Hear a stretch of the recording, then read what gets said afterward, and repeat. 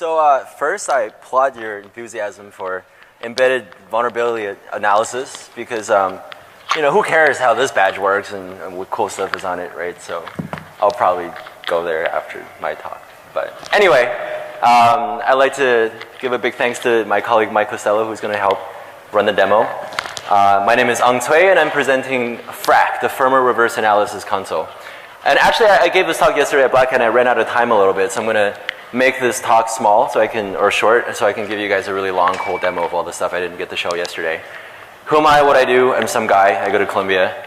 I'm a co-founder of a company called Red Balloon Security. I write academic papers sometimes about the defense and exploitation of embedded systems.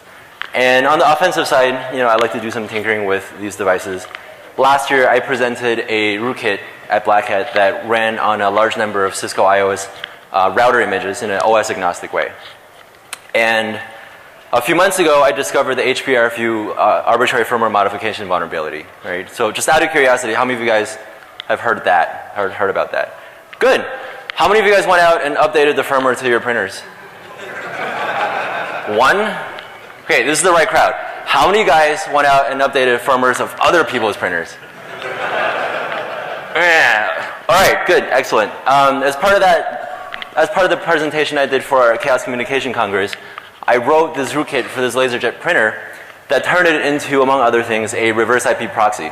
Now, this is useful because, once I compromise this printer through a malicious print job, I can then use this reverse IP proxy to tunnel through the corporate firewall, the perimeter firewall, and using that printer to compromise machines inside the protected network. And in fact, my demo used Metasploit. I just auto-pwned in through this proxy printer to own machines inside the protected environment. And I started working on a third embedded device type, which will remain unnamed for now. And I realized that my workflow for this type of thing looks pretty similar.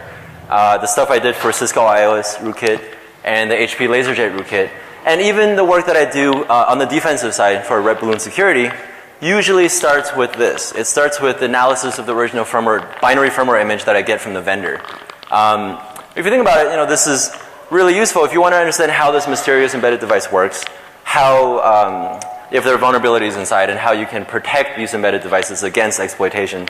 You really want to run some useful analysis on the code and the data that reside, on these devices. That says firmware analysis, by the way. And by useful analysis, I mean static analysis, dynamic analysis, tank tracking, symbolic execution, vulnerable library identification. Right? These are things that we as security researchers know how to do fairly well for general purpose computers. But of course, we're working in the embedded space where things are a little bit more complicated. In order to do this for embedded devices, you're going to have to go through this laborious, terrible process called guess what the proprietary firmware format is and unpack it, reverse engineer that. And only when you finish doing that can you really get to the part where you start doing useful analysis on the binary, on the data in the code. And every single vendor uses a different firmware packing format. It's all security through obscurity. This doesn't buy them any security at all, really. But what it does mean is that for security researchers to look at this code and data, you're going to have to spend a lot of time reverse engineering through these mysterious file formats. And like I said, every vendor is different, but I generally start the process by trying to find something that serves as a package manifest. Some binary header that tells me how many records are contained in the firmware image. And there's generally more than one. The sizes of these records. Maybe they'll give me some hint about what they do and how they're encoded, etc. But not always. Once I figure this out, I go out and I extract the binary records. And for every single one, I have to figure out whether the record contains data or code, whether this is obfuscated in some way, compressed in some way, encrypted in some way. And for every record, I need to figure out whether there is a checksum algorithm or a digital signature attached to it. And when I've done this, I'm actually not done because this is not a single-step process. It's recursive, right? Because if you think about it, a lot of times when you unpack a binary image, oftentimes you'll find another packed image inside that unpacked data. So for example, suppose you extract a binary record that holds the boot image for an embedded device. Oftentimes you find some code, and inside that unpacked data, you're going to find, let's say, a compressed binary record that contains the root file system for the device. So you really should think about this as a recursive process where the root of the tree is the original binary firmware, and you're recursively expanding down the tree until you extract every single binary record. And when you're finally done, when you finally get to this place, This is when we can actually start doing some useful analysis on the software and the data that lives on these devices. And if you do what we do at Red Balloon Security, you're also interested in modifying the firmware, changing the device behavior, you know, be it for offensive purposes like making a rootkit, or for defensive purposes like injecting host-based defense into these embedded devices. If you want to make modifications, you're going to have to essentially do this entire repacking process. Everything you did for the unpacking, you have to do in reverse, recursively up this tree, repacking every single record until you get to the top of the tree, where you get a single binary image that contains a packed version of all the modified code and data that then you can put onto a physical device for testing. So I did this a few times, and I started thinking about where I spend most of my time, what's efficient, what's not efficient, what I can do better. So for, you know, whether I'm doing offensive work or defensive work, I usually start by, you know, figuring out how I want my payload to work. I spend some time designing it. I spend some time implementing it. Spend some time testing it. But this is by far not where I spend the majority of my time, and not how I spend my Friday night. Most of the time I spend when I do this type of work is playing this terrible game called stare at the binary blob until I figure out the proprietary format of this firmware image. To give you guys an idea of what I'm talking about, this is what I do on Friday night, right? So here's a typical printer firmware image for an HP LaserJet printer. You know that this contains code and data that's really useful for analysis, but in order to get anything useful out of it, you're going to have to start figuring out what the purpose of all of these bytes are, right? So for example, do I get a cursor here? Can you guys see that? You know, you can see here this is some ASCII header, right? That's easy to understand. And, you know, down here you see some zero alignments, right? So this kind of looks like a table. You know, this is good. You have to figure out what the actual format is, but, you know, that's looking pretty promising. And then after that, when you get to somewhere around here, the data gets really random, and, you know, who knows what's in there. It could be code, it could be data. And if you have stared at this blob for as long as I have, you'll know that 789C is the header for a compression algorithm that I'm not allowed to name. But the point is, you're going to have to spend a lot of time staring at this thing to figure out how you can actually do some useful analysis on this data. This game sucks. It wastes a lot of time, it's laborious. You have to do this for every device vendor, and every time you do it, you know, the process is the same, but it's different, and it takes a lot of time. And the thing about it is, this doesn't actually push embedded security forward at all. This is just the hard work that you have to do in order to get yourself to a place like here, where you can actually do something useful for embedded security. Now, wouldn't it be great if we had a tool or some automation that reduced the amount of time that we have to spend here, okay, so we can start concentrating on doing useful work here. And that's exactly why I wrote FRAK. FRAK stands for the Firmware Reverse Analysis Console. It's essentially a software framework that allows security researchers who want to get into the embedded game to get into this easily without having to spend a lot of time in stare at the binary blob purgatory. Okay. And all of this code is going to be open source very soon, so I'm not going to talk about implementation level details and how it works. I want to give you guys a high level view of the different components of FRAK. There are 4 major engines, and these engines are modular in design, and it very closely mirrors the workflow that I just talked about. On the left side, you have your unpacking and repacking engines. These engines are the firmware format dependent portion of FRAK, which has been minimized as much as possible. So here's an example. The Cisco iOS unpacker, for example, is responsible for unpacking a Cisco iOS image from the vendor, extracting the binary records in an unpacked form into an intermediate format that FRAK knows how to manipulate. And then you have your corresponding repackers too, that does obviously the opposite of what the unpacker does. Now, this is the firmware format dependent part. Here on the right side, you have your modification engine and your analysis engine.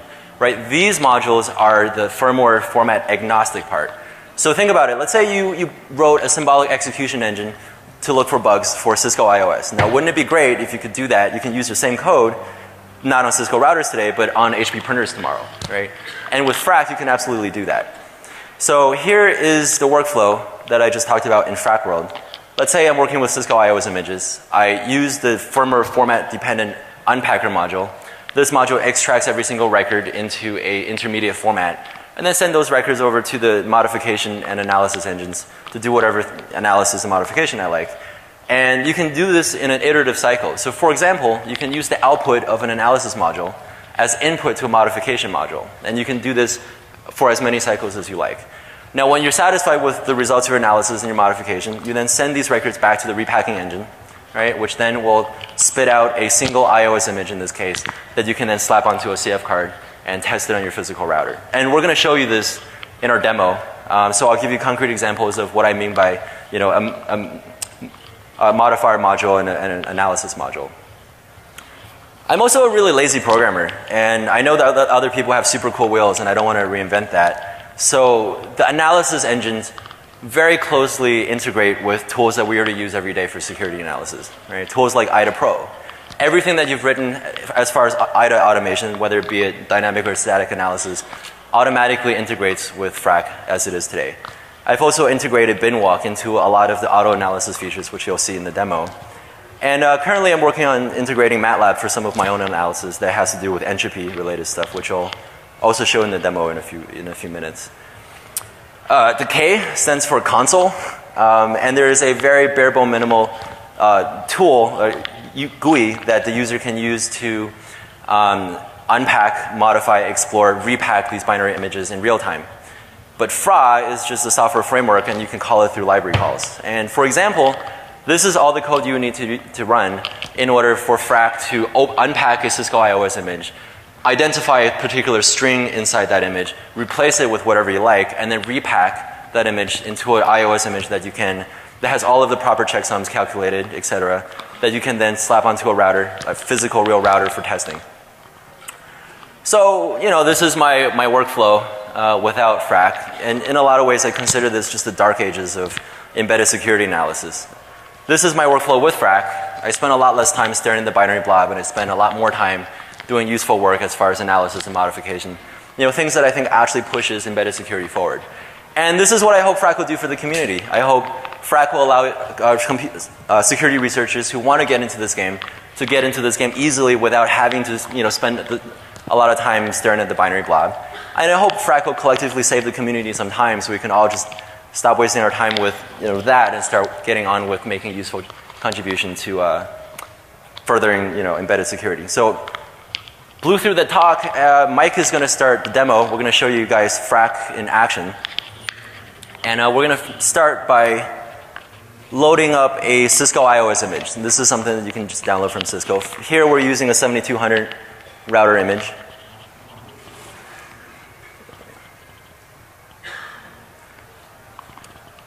All right, so this is a FRAK console.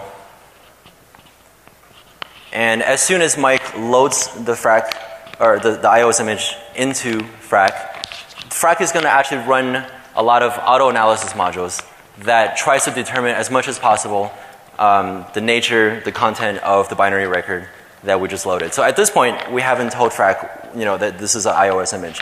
So you'll see as soon as Mike runs the load command, a bunch of auto analysis modules are going to run, and it's going to give us some useful information about what this firmware image that we're working with is. So notice first that the entropy, every binary record inside FRAK, I automatically go out and compute the average entropy value for the binary. So this value is anywhere between 0 for non-random to 8, which is completely random. It's a modified binary Shannon entropy function. I also noticed that FRAK has found out that this contains a MIPS header and actually has a MIPS ELF image at the header of this thing. So this is kind of strange, right? Because if we'll have a very random file that's large, we also have an executable header. So we're going to use the Cisco iOS unpacker on this image, and this creates 3 children records, right? Each one of those records will have its own auto analysis done for it. And so you notice that the first record is this very small executable code that contains an ELF record that has its MIPS is big Indian. But the second record, very large, right? This is it contains a zlib or pkzip header. So we're going to use the generic pk unzip unpacker to extract that record. And this is the meat of iOS. This is the unpacked binary that you want to modify if you want to change the behavior of this router. Another thing I want to show you, some very cool things that as far as analysis goes. Can you show them the entropy map for the bootloader? So oftentimes, you're going to look at a binary record and you're not going to exactly know what the structure of the file is. But what I did here is I have an analyzer that goes out and generates, here, just do it again. Here, the other way. Just run the analyzer again. Anyway, so this thing goes out and generates a 2D image of the entropy map of the file. So this gives you a visual idea of the structure of the data you're looking at without really understanding what the actual specific structure is. Let's analyze. No, show the entropy map again.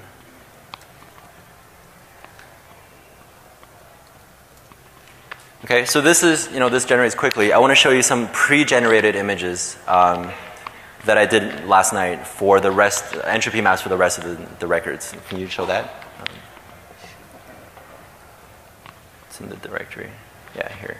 So let's just show this one. So for example, this is an entropy map for the unpacked binary record that represents the executable code for the Cisco router, right? So if you've ever seen, what an ELF record should look like, this generally, holds true. Black is low entropy stuff. Gray is middle entropy, which usually is executable code, and white is completely random. So this looks like an ELF record, right? You can see that visually.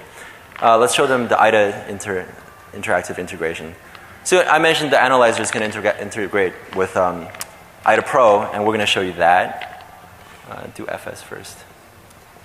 Right, so Mike is going to run the IDA interactive analyzer on the executable record for Cisco iOS. Now all of your IDA Python stuff, all of the automations you built for IDA Pro interacts automatically with this, or integrates automatically with FRAK 2. Okay? So now we're going to have some fun. We're going to start modifying this firmware image. For that, Mike is going to run the string finder analyzer. So this is something that's very simple. It just looks through a binary record and it tries to find a string, and it tells you the beginning of the string, the length of the string, right? And the string we're looking for is this product contains, and you'll see why in a second. Okay, now once that's done, right, notice the meta information that's generated by this analyzer tells you the length of the string and the location of the string and the record that you're interested in. Now Mike is going to modify this record using a string replace with file modifier, which takes the offset that you want to replace and the content which is in a file.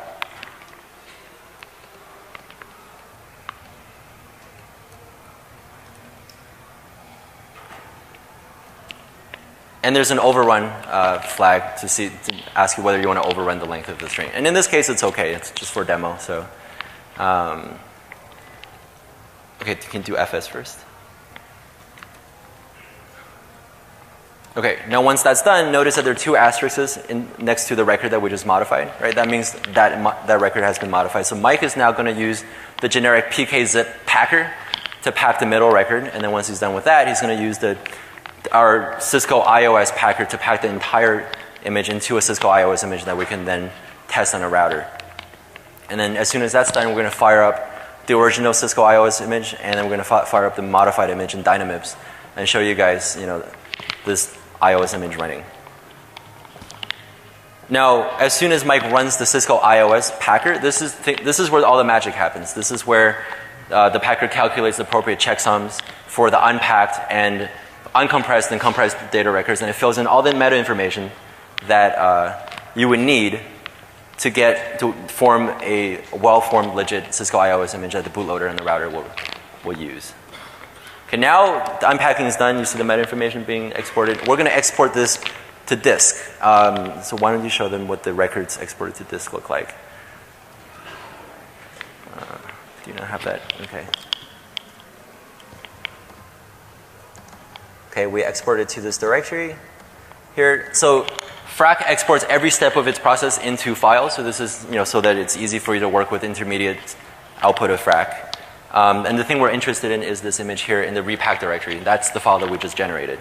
So now Mike is going to fire up Dynamips, which is a Cisco iOS emulator. And in here we have two routers. One is the unmodified router, so I want to show you why we look for this product contains string. Okay, this guy is loading. Right, you see, as soon as the router boots up, this is the show version copyright string that says, this product contains cryptographic functions not suitable for export, whatever it is. Okay, so let's check out our modified iOS image.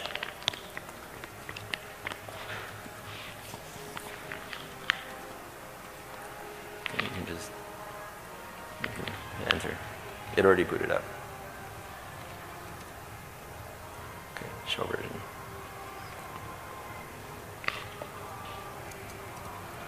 Keep going. All right, so when you do show version, this comes up. Who knows who? Thank you. Does anybody know who this handsome man is? Just shout it out. Anyone? Bueller? It's John. It's John Stewart. He's the CSO of Cisco Systems. So I don't know if he's around, but I put his face in his own router for fun. So that's it. That's our demo. One thing I want to mention is the state of support for FRAK now. We have packers and repackers for Cisco iOS, obviously. We also have packers and unpackers for Cisco CNU, which is the firmware that you find on Cisco IP phones. Not the signed version, just the unsigned version. And also HPRFU. So with this, you can actually start analyzing data you find on laser printers and repacking them, making your own firmware images. And if you do this and you use our tool, you'll find a lot of stuff that I guess I won't talk about now, but it makes you unhappy inside these firmware images. Right, that's John. FRAK will be open source very soon, so we're working hard to get that out there. I want to do one more pass internal code review before you guys see my dirty laundry. But please, if you're interested in this project, sign up for our mailing list. We're going to let you guys know as soon as the code is up. The project page is frak.redballoonsecurity.com. And the last thing I want to say is thank you for DARPA Cyber Fast Track. I mean, I have nothing but good things to say about this program. Our work is funded partially by Cyber Fast Track. And also, ex-colleagues from the intrusion detection systems at Columbia wrote this really cool book. Book signing is at 4 o'clock. So that's it. That's my talk. Thank you very much.